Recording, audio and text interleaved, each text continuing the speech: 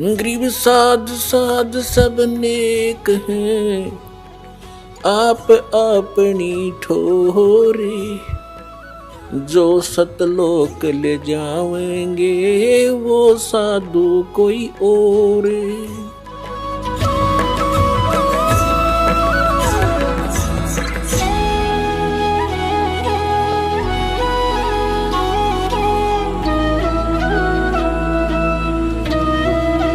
अब क्या होता है, अब हनुमान जी ने छलांग लगाई। एक सिद्धि है जो आकाश में उड़ जाने की प्राप्त हो जाती है। आकाश मार्ग से जाके वो लंका में प्रवेश हुआ।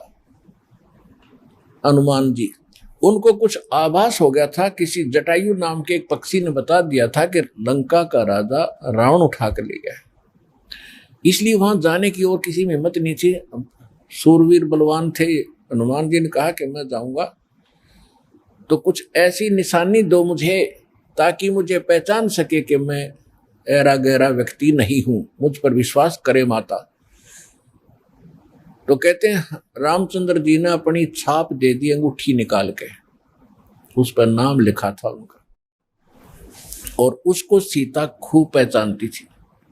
उधर से सीता को घना दुखी कर ही रखा था, सता रखा था रावण ने, एक नौलखे बाग में छोड़ रखा था और उससे रोजाना यातना दिलाता था और अपनी पत्नी बनने की स्वीकृति वो उससे करवाना चाहता था। वो उसने स्वीकार नहीं की और रावण को एक श्राप लगा हुआ था कि तू कभी किसी औरत के साथ बलात् नहीं कर सकेगा। स्वेच्छा से कोई संपर्क हो तो वो अलग बात है, लेकिन तू किसी का ऐसे जबरदस्ती नहीं कर पाएगा, नहीं तो गल जाएगा। तो इस डर से वो जबरदस्ती नहीं कर पा रहा था और उधर से उसको पीड़ित कर रहा था कि स्वयं यश कर दे, लेकिन वो सीता ने नहीं किया था। एक वृक्ष के नीचे बैठी थी और अपने कर्मों को कोस रही थी। छोटा सा रूप बनाकर एक बंदर का हनुमान जी उसी वृक्ष के ऊपर बैठ गए थे। यातना देने के लिए औरतें आई थी तो भी उसने देखा था। जब वो चली गई उसके बाद फिर हनुमान जी ने ऊपर से वह अंगूठी डाल दी। वो तो राजदूत बनकर गए थे। जब अंगूठी देखी सीता ने, तो आपने कथाएं खूब सुन रखी हैं, ज्यादा ना सुनाऊंगा, तो उसने सोचा कि ये बंदर अंगूठी उठाकर लाया तो मेरे पति की मृत्यु होगी। तो उसने पूछा, तो फिर वो नीचे आया, अपना थोड़ा ठीक सा रूप बना के खड़े हो गए और कहा, माता मैं ऐसे ऐसे रामचंद्र जी ने भेजा हूं और ये कहानी है। अब कहने का भाव ये है कि वो जो कुछ भी उसने उद्मस्ताया हो तो आपने पता ही है। हनुमान जी ने नौलखा बाग भी उजाड़ दिया उसका और सारा कुछ कर दिया। क्योंकि आज कथा का विषय कुछ अन्य है, इसलिए यहाँ लंबा प्रकरण नहीं करूँगा। तो उसमें हनुमान जी ने कहा कि माता मुझे भूख लगी है। तो उसने कहा, इस बाग के किसी वृक्ष के फल को तोड़ के मत खाना भाई, नहीं तो मेरी पिटाई होगी। मेरे को आदेश है, कोई फल गिर जाए तो खाना, तो टूटा हुआ अपने आप तोड़ के नहीं खाएगी। तो हनुमान जी का उठा गुस्सा, उसको गुस्सा हुआ। उसने कहा ठीक है, पहले तो सारे तोड़ तोड़ का फल खाए, फिर वह पेड़ पड़ कर समुद्र में फेंक दिए। उनको पता चला तो युद्ध हुआ, अपने पता ही है काफी। फिर लंका भी फूक फाक थोड़ी बहुत जड़ाका आ गया। और उसमें क्या कहा कि माता जी तो आप मुझे कोई ऐसी निशानी दो जिस निशानी को मैं श्री राम को दिखाऊं और वो विश्वास कर सके हाँ सीता जी की खोज पक्की होगी, क्योंकि इतना समुद्र को पार करके आना है, वैसे नहीं आएंगे वो। तो सीता ने अपना एक कंगन निकाल के दे दिया, कंगन हाथ में जो पैर रखा था सोने का, और कहा भाई इस चूड़ी को दिखा देना, वो खूब समझ जाएगी। अब वो कंगन लेकर हनुमान जी ने फिर छलांग लगाई। उस दिन वो ऐसे स्थान पर आके उतरा जहां पर एक ऋषि की कुटिया थी। वो ऋषि कौन थे? मुनिंद्र ऋषि स्वयं परमेश्वर थे। वहां सुंदर बाग लगा हुआ था। कुछ क्षेत्र में एक सुंदर सरोवर भरा था जल का। तो सुबह सुबह का समय था। हनुमान जी ने सोचा कि बहुत मनोरम स्थान है और यहाँ कुछ स्नान करूंगा। सामने बाग सुंदर फलों से लदपद है, आहार करूंगा और फिर ऋषि जी भी साथ में है, इनके दर्शन करूंगा, पहले स्नान कर लेता हूं। अब जो कंगन वो लाया था उसको रख दिया पत्थर पे और स्नान करने के लिए प्रवेश किया सरोवर में। अब उन्होंने जो ही स्नान करने की चेष्टा की, लेकिन एक दृष्टि थी ऐसी कंगन पे कि जय ये कंगन गुम हो गया, कोई जानवर पक्षी उठा ले गया तो मेरी सारी मेहनत व्यर्थ जाएगी, सब परिश्रम व्यर्थ होगा। इसलिए नहा रहा था पर नजर था जैसे सर्प का मणि के ऊपर रहती है ओस चाटते समय, तो इसी प्रकार नहा रहा था, दृष्टि कंगन पे। इतने में एक बंदर आया, दौड़ा दौड़ा और कंगन उठाकर भाग लिया। आगे आगे बंदर, पीछे पीछे हनुमान। उस ऋषि के आश्रम में बंदर प्रवेश कर गया। बाहर आंगन में एक घड़ा रखा था, अच्छा बड़ा घड़ा। बंदर दौड़ता दौड़ता घड़े में कंगन डालकर आगे भाग गया। अब सुखी सांस ली कि कोई बात नहीं, ये समुद्र में डाल देता तो बातें बिगड़ जाती, घड़े में डाल दिया। फिर धीरे धीरे चले हनुमान जी। पहले घड़े में देखा उसने, ऋषि को तो पीछे प्रणाम करना था, तो घड़े में क्या देखा कि घड़े के अंदर ऐसे ऐसे कंगन हजारों की संख्या में पड़े, सेम टू सेम। अब उसने सोचा भाई मैंने तो इतनी पहचान नहीं, कोई कंगन कौन सा है। और श्री रामचंद्र जी तो सारा जानते हैं, उनके कंगन के ऊपर सारी निशानियों को पहचानेंगे, और मैं कोई गलती से दूसरा उठा ले गया तो वो मानेंगे नहीं। इसलिए वो ऋषि जी के चरणों में प्रणाम किया। परमात्मा ने मुनिंद्र रूप में बैठे थे, पूछा कि पहलवान कैसे आए। हनुमान जी ने कहा कि ऋषि जी आप कौन सी दुनिया में रहते हो। मुनिंद्र जी ने कहा क्या बात है, मैं तो इसी पृथ्वी धरातल पर ही तो रहता हूं। क्या आपको नहीं पता आज श्री राम के ऊपर कैसी आपत्ति आई है, ऐसे ऐसे उसकी पत्नी गुम हो गई थी, वो माता की खोज करके मैं आया हूं। तो परमात्मा ने पूछा कि भाई कौन से राम की बात कर रहा तू। वो कहता है अच्छा कमाल करते हो ऋषि जी, आपको यही नहीं पता राम कौन है। परमात्मा ने कहा बताओ तो श्री के दशरथ पुत्र श्री रामचंद्र जी, उनका वनवास हुआ था, ऐसे ऐसे सीता उठा ली थी और आज मैं खोज करके आया हूं ऋषि जी। परमात्मा बोले कि ऐसे ऐसे 30 करोड़ राम हो लिए तेरे, और तेरे जैसे हनुमान यही लीला करते रहे। तो हनुमान जी ने सोचा कि ऋषि के साथ ज्यादा बहस करना उचित नहीं और अपना काम करूं और चलूं।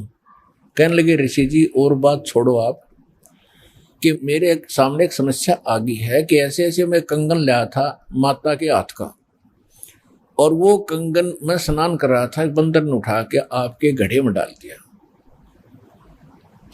तो परमात्मा बोले ले जा कंगन भाई, जा फिर अपना कर काम, जाओ हनुमान जी ले जाओ कंगन, निकाल ले जाओ, करो जो तूने करना। कहने लगे जी समस्या ये है कि इसमें और भी बहुत से कंगन पड़े हैं और इन कंगनों में पहचान नहीं कर पा रहा हूं मैं, मेरा वो भगवान सीता जी वाला कौन सा है। परमात्मा बोले रे भले आदमी तू लाने वाला और तुझे पता नहीं तो मैं क्या बताऊं, फिर खोज ले कौन सा है तेरा। तो चिंतित हो गया कि भगवान दया करो। परमात्मा बोले कि जौन सा चाहे वो उठा ले जा और सेम टू सेम पाओगे, इसमें कोई दिक्कत नहीं। कैसे कैसे फिर ये कंगन आए कहां से आपके पास, कि अब सुन मैं कथा सुनाऊंगा तेरे को। जैसे ये रामचंद्र जो आत्मा है ये विष्णु जी की आत्मा है। ऐसे ऐसे न जाने कितनी बार धक्के खा लिए इसने, कितनी बार जन्म लिया, कितनी बार मर लिया। तो प्रत्येक त्रेता युग में ये ऐसा ही होता है। और मैं यहीं बैठा हूं जब का, मेरी तो बहुत युगों की आयु है, मैं यहां बैठा हूं। पहले इन बातों पर किसी को अविश्वास नहीं होता था।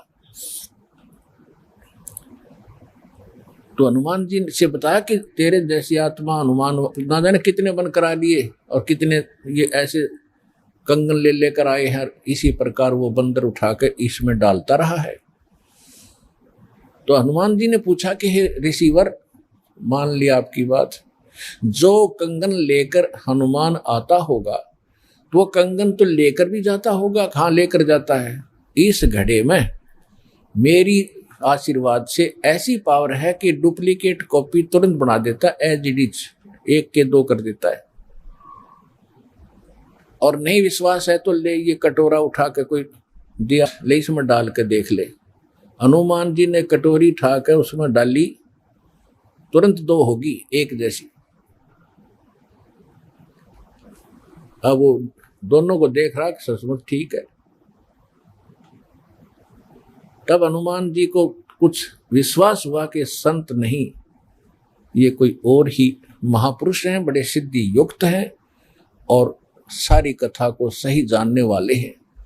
लेकिन कहा महाराज मैं आपकी बात से सहमत हूं, होगा कोई और भगवान, पर अब मुझे समय नहीं आपकी सारी बात सुनने का, क्योंकि मैं परमार्थ के काम में लगा हूं। परमात्मा बोले भाई ठीक है, ले जाए, कोई कंगन निकाल ले जाए बेटा, सारे एक जैसे मिलेंगे। वो उठा कर ले गए कंगन को, लेकिन हनुमान जी को फिर भी विश्वास नहीं हो रहा था। जब श्री रामचंद्र जी को दिखा दिया और रामचंद्र जी ने ओके कर दिया, जब हनुमान जी को संतोष हुआ कि 3100 की 100 सत बात हो, वो उधर से वो ऋषि की घटना भी नहीं भूल पा रहा था, उधर से फिर युद्ध भी शुरू होना था। कहने का भाव ये है, बात फाइनल होगी कि सीता वहां है, सारे लक्षण बता दिए, और वो कंगन को देखकर रामचंद्र जी को विश्वास हुआ। अब समस्या आई कि उसके ऊपर पुल बनाएंगे समुद्र पर। वो कथा आपको सुना दी कि 3 दिन तक स्वयं रामचंद्र जी घुटनों पानी में खड़ा होकर के याचना करता रहा। तीसरे दिन जब उसने कहा लक्ष्मण से कि बरा अग्नि बांध दे, ये लातों के भूत बातों से नहीं मानते, इसको फूंकता हूं। 3 दिन हाथ जोड़ता रहा कि हे सागर राज मुझे रास्ता दे दो, ये मान नहीं रहा। तब विपर रूप धारण करके समुद्र आया। उसने कहा कि भगवान ऐसा ना करो, इसमें ना जाने कितने जीव जंतु हैं, सब नष्ट हो जाएंगे, आपको पाप लगेगा, और ये जल सारा समाप्त हो गया तो ये गड्ढा बन जाएगा 1000 किलोमीटर गहरा, आप फिर भी नहीं जा सकते। कि हे रामचंद्र जी ऐसा काम करो, सर्प भी मर जाए लाठी ना टूटे। तो वो कारण जानना चाहा तो समुद्र ने बताया कि आपकी सेना में ये नल नील नाम के 2 ऐसे भक्त हैं जिनको इनके गुरुदेव का आशीर्वाद है कि इनके हाथों से पत्थर भी तैर जाते मेरे ऊपर, और कोई चीज यहाँ पर फ्लोट नहीं कर सकेगी। अपने आत्माओं यहाँ मान बढ़ाई खत्म करती है, और जितने भी वहां आसपास ऋषि महर्षि भगत लोग थे, वो विष्णु पुजारी होते ही थे उस टाइम। तो सब ने पता चला कि विष्णु के अवतार श्री राम आए हैं, श्री राम की पत्नी उठा ली गई है, पता चल गया है वो रावण के यहाँ है, उसके ऊपर चढ़ाई करेंगे, लड़ाई करेंगे। वो मान नहीं रहा। तो नल और नील ये भगत सारे पहुंच गए सेना में, क्योंकि भगत तो हेल्प करें, दुखी ऐसा है कि, तो वो भी सेना में खड़ा पाया आगे दोनों। तो उनको बुलाया गया। रामचंद्र जी ने कहा भी नल नील कौन है, वो आगे आए। अब पुण्यात्माओं यहाँ मार खाता है इंसान, और परमात्मा इस प्रकार की जो हम गलतियां करते हैं, अपना भक्ति नाश करते हैं, उसके लिए सतर्क करते हैं।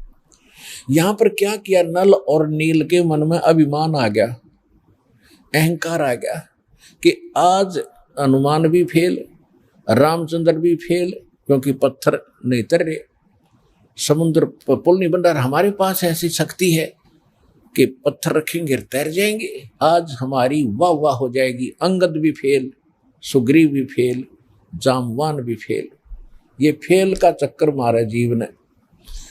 तो उस दिन वो आए, ना मालिक याद किया। रामचंद्र जी ने पूछा कि तुम्हारे पास कोई ऐसी शक्ति है पत्थर तैर जाते? हाँ जी है, कि ट्राई करके दिखाओ। उठाया, पत्थर रखा, क्यों अभिमान था कि कर देंगे काम, वो डूब गया। दूसरा फिर रखा, वो भी डूब गया। तीसरा फिर रखा, वो भी डूब गया। अब रामचंद्र जी समुद्र की तरफ देख रहे हैं, विपर रूप में खड़े थे, ब्राह्मण रूप में, और ये कहना चाह रहे हो कि तू झूठ बोलता था, इनके पास कोई पावर नहीं। तभी समुद्र ने कहा, विपर रूप में खड़े समुद्र ने, क्योंकि ये देवता होते हैं। ये जल जो है ये देवता नहीं है, जल का कंट्रोलर एक देवता है, उसको वरुण कहते हैं। वो आकर खड़ा हो गया, तो वो कह रहा था कि हे नल नील, आज आपने गलती की भाई, आज तुमने अपना गुरु तो याद किए ही नहीं, तुमने तो नाश कर दिया बात का, करो याद उस मालिक को। तब उनको भी याद आया, कहाँ बोली गलती बन गई आज तक। तो यहाँ परमात्मा बताते हैं, जैसे माता गर्भ को रख यत्न बनाए, ठेस लगे तो छन होवे तेरी ऐसे भक्ति नसावे। जैसे किसी बहन बेटी को गर्भ रहा हो तो उसकी कितनी केयर टेक करती है वह, उस लाल को सफल करने के लिए कि मेरा गर्भ पूरा हो और बच्चे का मुंह देखूं मैं। तो वो कैसे चिंतित रहती है, चलते समय भी कहीं ऊंचे नीचे पर पैर ना रखा जा, भगवान मेरा बालक गर्भ खराब ना हो जा।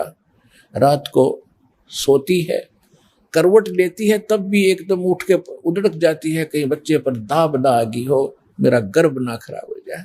तो कहते हैं जैसे माता गर्भ को और रख है यतन बनाए और ठेस लगे तो छन हो जाता है, तेरी ऐसे भक्ति नसावे। तो इस भक्ति रूपी गर्भ जो आज आपकी आत्मा में परमात्मा के सच्चे शब्द से पल रहा है, इसको इतना संयम से, इतना देखभाल से, यानी सावधानी से इसको परिपक्व करना पड़ेगा। जैसे माता गर्भ को रख है यतन बना और ठेस लगे तो छन हो, तेरी ऐसे भक्ति नसावे। तो छोटी मोटी हम गलती कर देते हैं लापरवाही में, क्योंकि हमने इस लाल की कीमत का नहीं पता, जो आज हमारी आत्मा में सत भक्ति रूपी जो मालिक का मंत्र से गर्भ रह रहा है, यानी आत्मा प्रफुल्लित हो रही है, जो भक्ति रूपी जो लाल हमारे अंदर बन रहा है, इसको ऐसे संभाल के रखना है, ना अभिमान करना है, कोई मर्यादा भंग नहीं करनी है, नहीं तो फिर नुकसान हो जाएगा, आपकी भक्ति नष्ट हो जाएगी। अब उन्होंने परमात्मा को याद किया, रे नल नील यतन करे हार, तब सतगुरु से करी पुकार। रे नल नील यतन करे हार, तब सतगुरु से करी पुकार।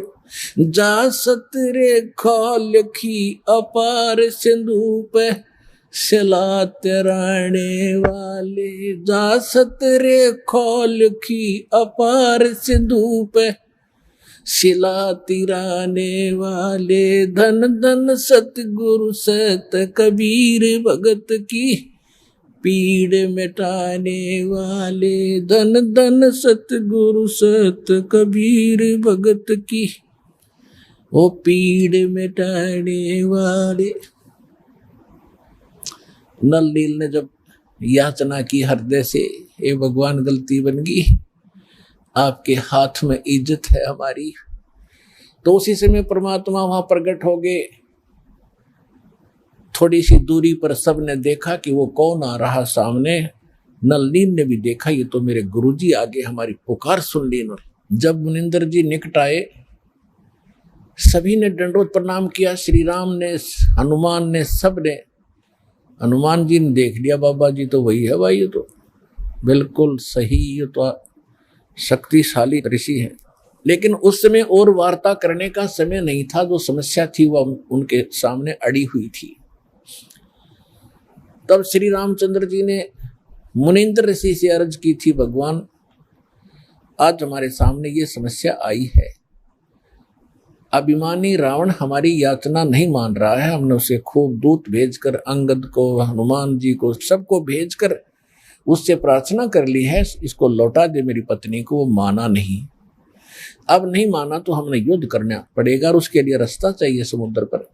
समुद्र रास्ता दे नहीं रहा। इसने विधि बताई कि आपके शिष्यों के पास यह शक्ति थी, मेरा दुर्भाग्य कि आज इनके हाथों में भी शक्ति नहीं रही।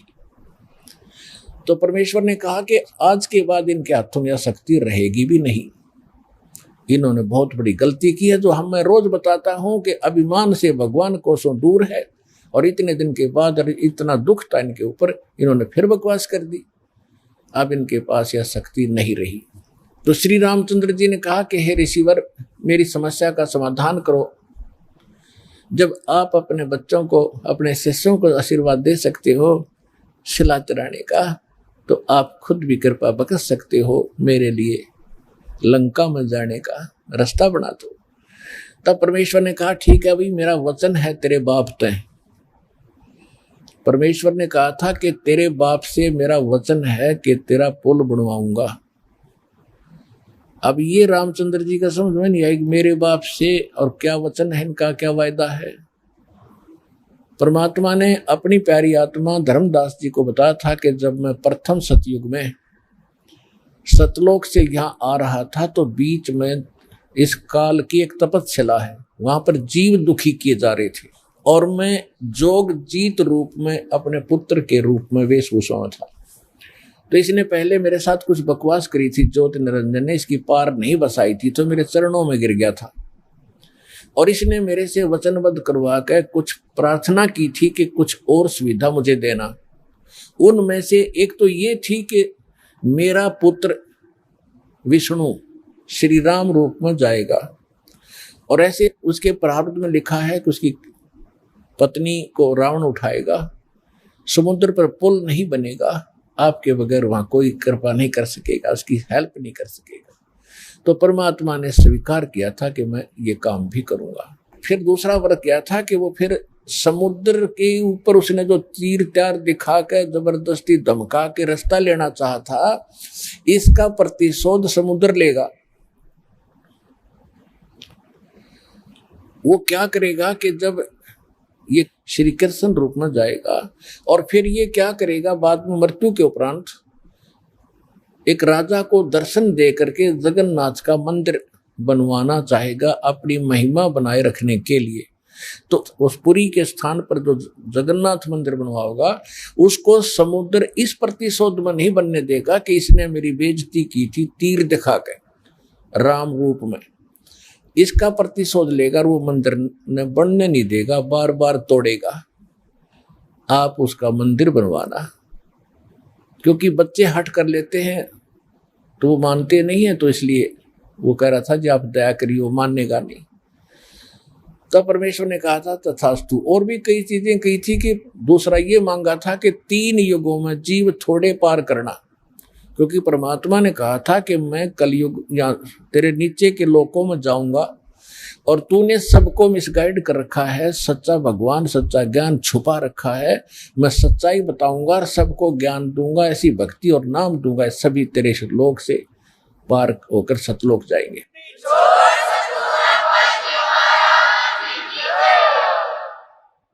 तो इस बात से वो बहुत दुखी हो गया कि तो मेरा नाश करेगा, मेरे बाग को उजाड़ेगा, क्योंकि काल ने हमारे को मिसगाइड करके, धोखा करके, मूर्ख बना के, विवश करके, और इस कच्ची बेड़ियों से बांध रखा, ये शरीर दे दिया, इसमें हाड़ चाम मांस सारा, थूक टट्टी पेशाब सारा भरा पड़ा है, और हमने इतना प्यारा लगा है ये छूट नहीं जा।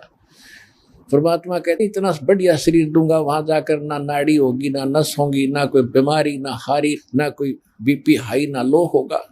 तो वो हमने पता ही नहीं था कोई ऐसा भी स्थान है जहाँ ऐसा सुख है। तो परमात्मा ने कहा था तेने क्या हाल कर रखा उन बच्चों का सारा, कोई गधा बना दिया, कोई कुत्ता बना दिया, और जो मनुष्य वो कौन से सुखी हैं, उनको ऐसा ज्ञान दूंगा और ऐसा मंत्र दूंगा, वो यहाँ भी सुखी होंगे, मेरे साथ सतलोक जाएंगे। तो इस बात से वो दुखी हो गया था काल, ये तो नाश करेगा मेरे बाग न उजाड़ेगा। भगवान का पता लग गया, सच्चे स्थान का पता लग गया, तो यहाँ कौन रहेगा। तो तब उसने चरणों में गिर के रा करके कबीर भगवान से याचना की थी कि 3 युगों में जीव थोड़े ले जाना, और चौथे युग में आप कितने ले जाना। और फिर ये पुल बनवाने का, जगन्नाथ के मंदिर को बनवाने का ये भी प्रॉमिस करवाया था। जब उसने सारा परमात्मा ने प्रतिज्ञा कर ली थी, तो फिर ये खलनायक है, ये विलियन है, धोखेबाज और ठग है, इसने तुरंत अपना आंखें बदल ली और कहा जाओ जोग जीत संसारा, जीव न माने कहा तुम्हारा। कहते हैं द्वादश पंथ करूं मैं साजा, नाम तुम्हारा ले करूं आवाजा, और द्वादश पंथ नाम जो ले ही वो मेरे मुख में आन समोही। और पहले अंश हमारे जाई और पीछे अंश तुम्हारे आई, और जाइयो जोग जीत संसारा। परमात्मा ने कहा था कि फिर मैं त्रेता युग में जाऊंगा, ठीक है भाई, चौथे युग में जाऊंगा कलयुग में, और फिर पार कर लूंगा। तने गलती तो मेरे से करवा ही ली। वैसे मालिक ने गलती नहीं की, दाता को पता था कि सतयुग त्रेता द्वापर में ये दुखी नहीं होंगे, और जब तक जीव दुखी नहीं होगा इतना भगवान नहीं पहचान सकता। इसलिए दाता ने जानबूझकर उसको यश कर दी थी, और वो बन गया था सियाना, अपने आप में इंटेलिजेंट बन रहा था कि मैंने रोल मार ली भगवान की, है मैंने इनकी अकल मार ली, मालिक ने अकल मारी उसकी। अब वो क्या कह रहा था कि देख लेना कलयुग जब आएगा, पहले मैं अपने दूत भेज के ऐसा गलत प्रचार करवा दूंगा, ब्रह्मा विष्णु महेश तक सीमित कर दूंगा, कोई पत्थर कोई पानी कोई मंदिर कोई मस्जिद गुरुद्वारों में बांध दूंगा, और पहले अंश हमारे जाई पीछे अंश तुम्हारा आई, जाओ जोग जीत संसारा, जीवन मन फिर कहा तुम्हारा। कि पहले मेरे दूत जाएंगे और सारा उल्टा ज्ञान उल्टा भगवान उल्टा विधान सबको बता देंगे, गलत मंत्रों से रटा देंगे। ये राधा स्वामी पंथ, धन धन सतगुरु पंथ, निरंकारी पंथ, ये रासाराम जैसे ये सारे नकली पंथ काल के चलाए हुए। तो परमात्मा को पता था कि इसने कर लेते सारे जुगाड़ अपने, और जब मेरा दास जाएगा ऐसे समय में जब इनके परिपक्व हो चुके होंगे सारे पंथ, इन्हें जो कहना सुनना होगा वो सब कह चुके होंगे, जो ज्ञान देना होगा वो दे चुके होंगे, जो नाम देना होगा वो नाम दे चुके होंगे। और जब मेरा दास जाएगा वो प्रमाणित करके दिखाएगा कि सच्चाई ये है झूठ ये है, तो 2 मिनट में मेरे बच्चे मुझे पहचानेंगे और मेरे पास आ जाएंगे।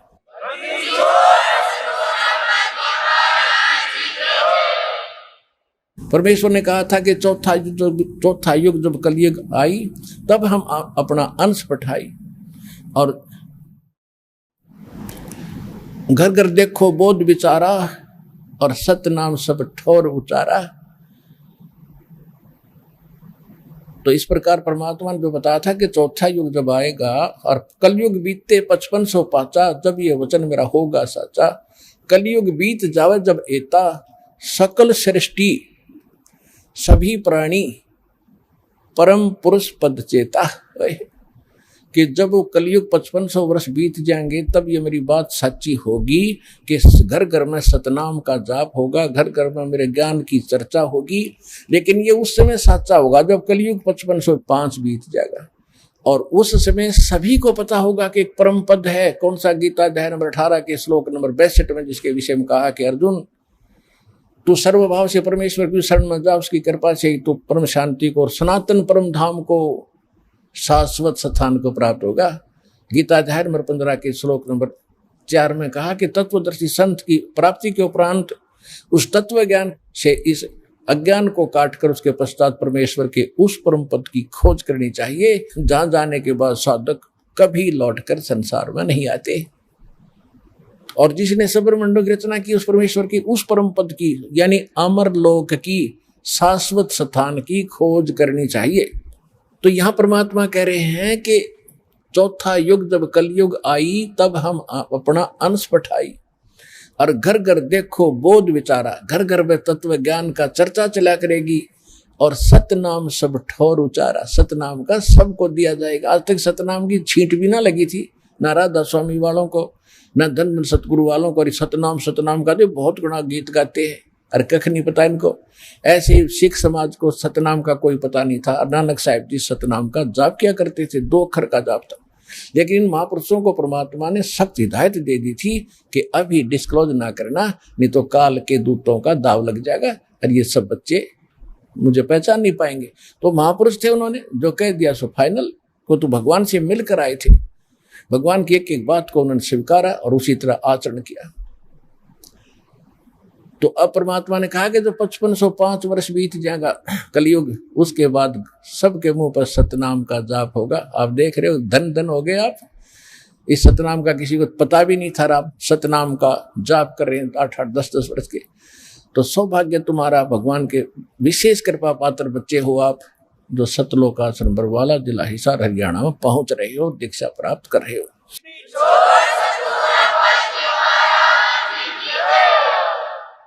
अब प्रसंग आया है कि परमेश्वर ने कहा था कि मैंने तेरे बाप से वचन कर रखा है, इसलिए मैंने आना पड़ा और ये पुल बनवाऊंगा मैं। अब रामचंद्र के बात समझ नहीं आ, मेरे पिता से कैसे वचन हुए होंगे। सोचा कभी बात होगी इनकी, पिताजी के पास साधु संत आते ही रहे थे। तो परमेश्वर एक सोटी ले रहे थे हाथ में, डंडा, और परमात्मा ने कहा कि आ जाओ मेरे साथ साथ, इस पहाड़ के चारों तरफ एक चक्कर लगाता हूं। निशान लगा दी, रेखा कि एक बहुत बड़ा पहाड़ था, उसके चारों तरफ का एक लाइन खींचा है, रेखा। परमात्मा एक रेखा खींच दी डंडी से कि इसके बीच बीच के पत्थर मैंने हल्के कर दिए, फ्लोटिंग कर दिए, और इनको उठाओ और फोड़ो, तराशो और पुल बनाओ। नल और नील को फिर भी सेवा दे दी कि ये राज मिस्त्री रहे हैं और इनको पत्थर तराश के सेट करना आता, इसकी मदद लेना, और नल नील सहायता करना इस परोपकार में। तो नल नील ने वो राज का काम कराया था उनमें, उनको तराश तरूश के एक दूसरे में फंसा दिया ताकि वो अड़े रहे। लेकिन आशीर्वाद कबीर भगवान मुनिंद्र जी का था, जिससे पत्थर तरे थे और लंका पर चढ़ाई करने के लिए समुद्र पर पुल बना था। धन धन सत्य गुरु सत्य कबीर भगत की, पीड़ मिटाने वाले। धन धन सत्य गुरु सत्य कबीर भगत की, पीड़ मिटाने वाले भक्त की, पीड़ मिटाने वाले भक्त की, पीड़ मिटाने वाले। धन धन सतगुरु सत कबीर भगत की, पीड़ मिटाने वाले। रहे नल नील यतन कर हार, तब सतगुरु से करी पुकार। रहे नल नील यतन कर हार, तब सतगुरु से करी पुकार। जा सत रेखा लिखी अपार सिंधु पे, शिला तिराने वाले। जा सत रेखा लिखी अपार सिंधु पे, शिला तिराने वाले। धन धन सतगुरु सत कबीर भगत की, पीर मिटाने वाले। डसी सर्प ने जब जा पुकारी, इंद्रमती अकुलाए। डसी सर्प ने जब जा पुकारी, इंद्रमती अकुलाए। आपने तुरंत करी सहाय बेरूली, मंत्र सुनाने वाले। आपने तुरंत करी सहाय बेरूली, मंत्र सुनाने वाले। धन धन सतगुरु सत कबीर भगत की, पीड़ मिटाने वाले। दामोदर सेठ के होते अकाज, अर्ज करी डूबता देख जहाज। दामोदर सेठ के होते अकाज, अर्ज करी डूबता देख जहाज। लाज मेरी रखियो ग्रीव नवाज, सिंधु से पार लंगाने वाले। लाज मेरी रखियो ग्रीव नवाज, समुद्र से पार लंगाने वाले। धन धन सतगुरु सत कबीर भगत की, पीड़ मिटाने वाले। कह कर जोड़ दीन धर्मदास, दरस दे पूर्ण करियो आस। कह कर जोड़ दीन धर्मदास, दरस दे पूर्ण करियो आस। मेटियो जन्म मरण की तरास, सत्य पद प्राप्त कराने वाले। मेटियो जन्म मरण की तरास, सत्य पद प्राप्त कराने वाले। धन धन सतगुरु सत कबीर भगत की, पीड़ मिटाने वाले भगत की। पीड़ मिटाने वाले भगत की, पीड़ मिटाने वाले। धन धन सतगुरु सत कबीर भगत की, पीड़ मिटाने वाले। अपना आत्मा धर्मदास जी को जब ज्ञान हुआ, भगवान ने सारी कथा बताई, बेटा मैं ऐसे ऐसे चारों युगों में आया हूँ। तो इसमें बता रहा है कि हे मालिक, आप तो सबके दुख दूर करते हो। रे नल नील यतन कर हार, तब सतगुरु से करी पुकार। जा सतरेखा लखी अपार सिंधु पे सलात रहने वाले। जब धर्मदास जी काल प्रभावित ज्यादा था, धार्मिक आत्मा अवश्य थी, और धार्मिक आत्मा में एक लचीलापन घना होता है। एक आदमी कहता है ऐसा नहीं ऐसा होगा, तो सोच लेता है शायद ऐसा ही होगा, लेकिन तब जब तक हम दृढ़ नहीं होते, मोक्ष प्राप्ति नहीं होती। तो उसको दृढ़ करने के लिए जैसे धर्मदास जी बीच बीच में कुछ ऐसी ऊटपटांग बातें कर देते थे, तो परमात्मा अंतर्ध्यान हो जाते थे। उसको फिर तड़फ जागती थी, फिर रोता था बुरी तरह, फिर वो कथा सुना रहे, फिर रो रहे हैं, रोते हुए पुकार रहे हैं। तो जब कह रहे हैं धन धन सतगुरु सत कबीर भगत की पीड़ मिटाने वाले, फिर क्या बताते हैं कि आपने नल नील जब हार लिए थे, थक लिए थे यत्न कर करके, उन पर नहीं कुछ हुआ था, तब आपने सतरेखा लिखी अपार। भगवान ने बताई वो मैंने ऐसे किया था, वह मानी सच्ची। फिर कहते इंद्रमती द्वापर युग में एक रानी थी, सर्प ने डस लिया था, वह विश्वास नहीं कर पा रही थी, मालिक करुणा में नाम से आ रहे थे, उसको भी आपने जीवित किया, पार किया। और फिर एक दामोदर नाम का सेठ था, व्यापार करता था जहाजों से, भगवान का नाम लिया, उसके बाद उस पर आपत्ति आई, जहाज डूबने लगा, उसने हृदय से पुकारा मालिक को, कबीर साहब ने उसका जहाज नौका ने ऊपर कर दिया, डूबने वाला था। तो कहते हैं दामोदर सेठ के होंठ काज अर्ज करी थी आपसे, जब डूबता देख जहाज। ऐसे जो क्या कहा था दामोदर ने कि लाज मेरी रखियो गरीब नवाज, फिर समुद्र से पार लंघाने वाले, जहाज को पार कर दिया, डूबने नहीं दिया। अब क्या कहते हैं, कह कर जोड़ दीन धर्मदास दरस दे पूर्ण करियो आस। जो भगवान अंतर्ध्यान हो गए थे, रो रहा था कि मेरे ऊपर ये बड़ी आपत्ति आ गई, आपका अभाव मुझसे सहन नहीं हो रहा है मालिक। कह कर जोड़ दीन धर्मदास दरस दे पूर्ण करियो आस। मेटियो जन्म मरण की तरास, सत्य पद प्राप्त कराने वाले। सत्य पद, वो परम पद, वो सतलोक, आपके अतिरिक्त इस सृष्टि में कोई दूसरा मुझे वो प्राप्त नहीं करा सकता। मुझे फिर दर्शन दो मालिक, मेरे से गलती हुई। अब जो प्रसंग चल रहा है, त्रेता युग में दाता ने कैसी लीला की। अब क्या होता है देखो पुण्यात्माओं, हम परमार्थी भी हैं, क्योंकि भगत का स्वभाव होता है कि वो परमार्थ पर ज्यादा रुचि रखता है, लेकिन परमार्थ के साथ साथ स्वार्थ भी होना चाहिए थोड़ा सा। वो स्वार्थ कौन सा? अपने कल्याण का, आत्म कल्याण का स्वार्थ भी चाहिए। अब हनुमान जी ने जब तो ताकत थी, पहलवान था, धार्मिक था, रामचंद्र जी की जल्दी लग रही थी, जब ऋषि रूप में परमात्मा इत्फाक वहां मिले और सारी लीला देख ली, और फिर ये भी देख लिया कि उसी ऋषि ने आकर समुद्र पर पत्थर तेरे आए, और फिर भी बुद्धि बनाया क्योंकि रामचंद्र जी का साथ लग रहा था। अब मालिक ने उसका उद्धार करना था उस प्यारी आत्मा का, क्योंकि ऐसी ऐसी पुण्यात्मा है जो परमार्थ के लिए कोई लेना न देना, उड़ा छत्ती ताणी मारो मरूंगा और मारूंगा, कि इसलिए रामचंद्र की पत्नी छुटवाऊंगा। और यति पुरुष थे, बाल ब्रह्मचारी थे, ऐसी लगन थी उसमें। तो कहने का भाव ये था कि फिर इस खुशी में कि रामचंद्र जी के साथ धाम जाऊंगा, वहां मेरी इज्जत होया करेगी। अब वो तो श्रद्धालु था, समर्पित था भगवान के लिए, लेकिन गलती क्या लग रही थी, रामचंद्र ने परमात्मा पूर्ण मान बैठा था। अब आपने खूब कथा का पता है कि जब घरजाली और रानी बन गई, फिर उसने सबको इनाम दे रही थी। उसी लाइन में हनुमान भी खड़ा था, क्योंकि उन्हें बड़ी योगदान था, तो हनुमान जी को सच्चे मोती दे दिए। हनुमान जी ने उनका पहलवान था, इन्हें फोड़ फोड़ के गिर दिए तले।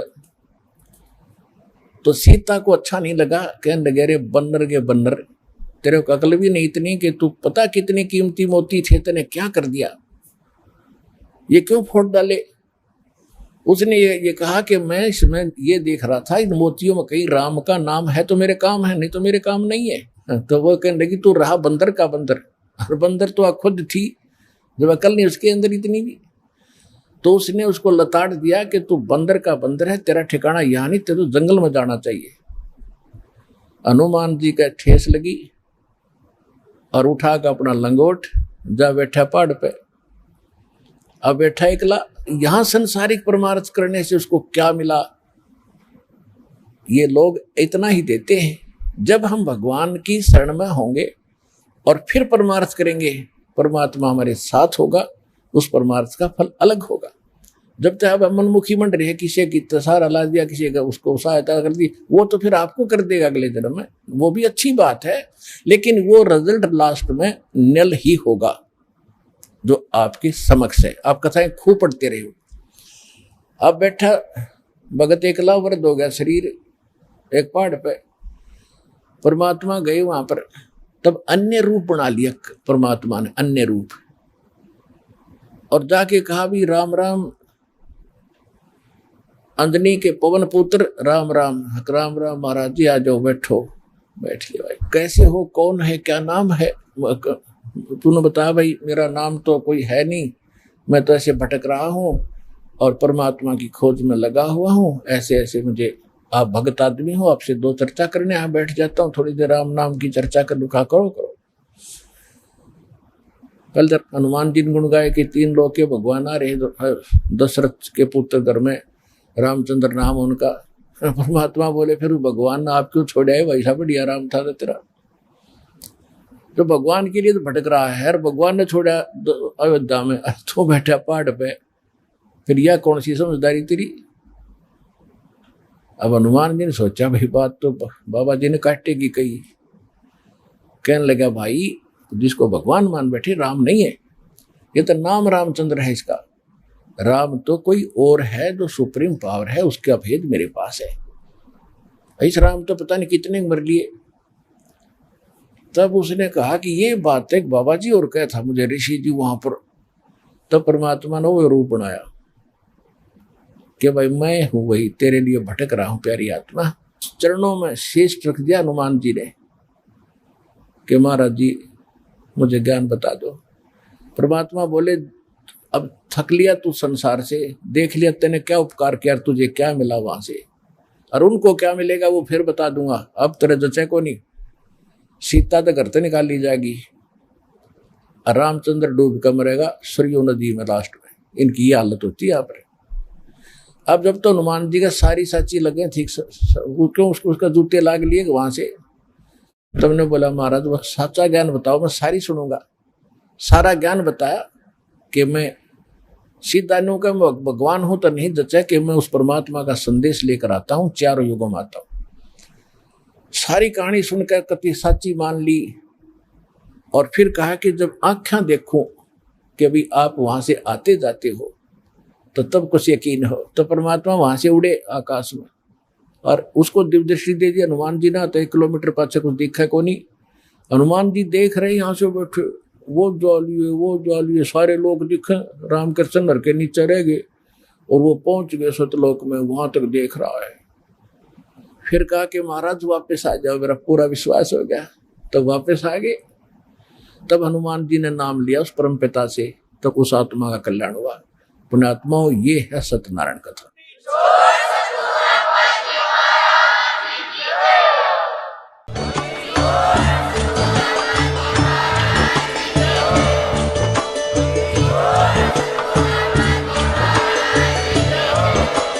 आप सुन रहे थे जगत गुरु तत्वदर्शी संत रामपाल जी महाराज जी के मंगल प्रवचन। अधिक जानकारी के लिए विजिट कीजिए हमारी वेबसाइट www.jagatgururampalji.org। संत रामपाल जी महाराज जी के शुभ आशीर्वाद से पूरे विश्व भर में 500 से भी ज्यादा नाम दीक्षा केंद्र हैं, जिन पर संत रामपाल जी महाराज जी द्वारा ऑनलाइन निशुल्क नाम दीक्षा दी जा रही है। अपने नजदीकी नाम दीक्षा केंद्र का पता करने के लिए संपर्क करें 8222880541।